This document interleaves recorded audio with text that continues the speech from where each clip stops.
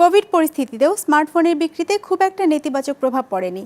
আইডিসির হিসেব বলছে, আগের মতোই স্যামসাং শীর্ষ অবস্থানটি ধরে রাখলেও বড় আকারে বিক্রি কমেছে হুয়াওয়ে ফোনের। আর বিক্রি বাড়িয়ে অ্যাপলকে পেছনে ফেলে বিশ্বের তৃতীয় বৃহত্তম স্মার্টফোন কোম্পানির তালিকায় উঠে এসেছে শাওমি। ডেস্ক রিপোর্টে বিস্তারিত।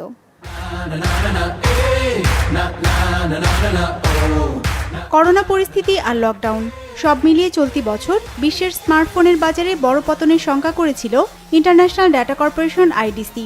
পূর্বাভাস ছিল বছরের তৃতীয় প্রান্তিক বা জুলাই সেপ্টেম্বরে বিক্রি কমবে 9 ভাগ, কিন্তু কমেছে মাত্র 1.3 ভাগ। এই সময় বিশ্বজুড়ে স্মার্টফোন বিক্রি হয়েছে 35 কোটি 36 লাখ।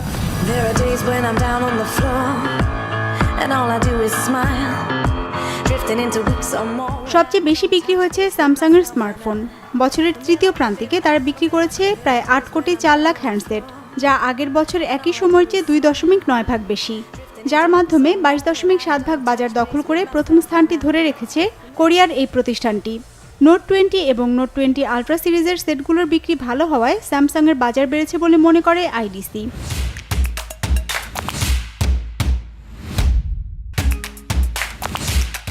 অন্যদিকে মার্কিন নিষেধাজ্ঞার কবলে পড়ে সবচেয়ে বেশি ক্ষতির মুখে পড়েছে চীনা প্রতিষ্ঠান হুয়াওয়ে।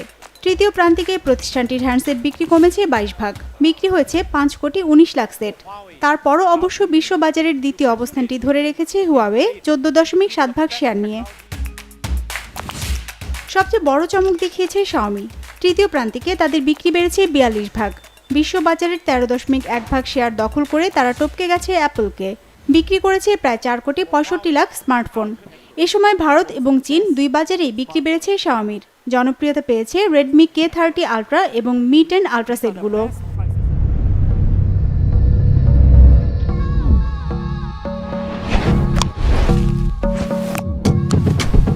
চতুর্থ অবস্থানে নেমে আসা আইফোনের বিক্রি কমেছে প্রায় 10.6 ভাগ।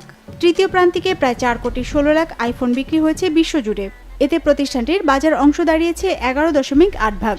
আইডিসির মতে, করোনার প্রভাব এবং আইফোন 12 দেরিতে আসাটাই অ্যাপলের পতনের কারণ। তবে বছরের চতুর্থ প্রান্তিকে এবং আগামী বছরের প্রথম প্রান্তিকে আইফোনের বিক্রি বাড়বে বলে পূর্বাভাস প্রতিষ্ঠানটির।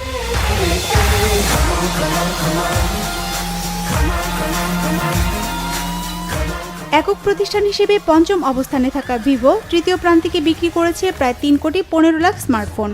প্রতিষ্ঠানটির মার্কেট শেয়ার 8.9 ভাগ।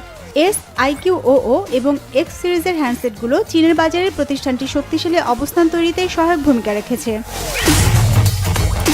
এছাড়া অন্যান্য প্রতিষ্ঠানের হ্যান্ডসেট বিক্রি হয়েছে 10 কোটি 17 লাখ জুলাই সেপ্টেম্বর প্রান্তিকে। Business report, Maasranga television.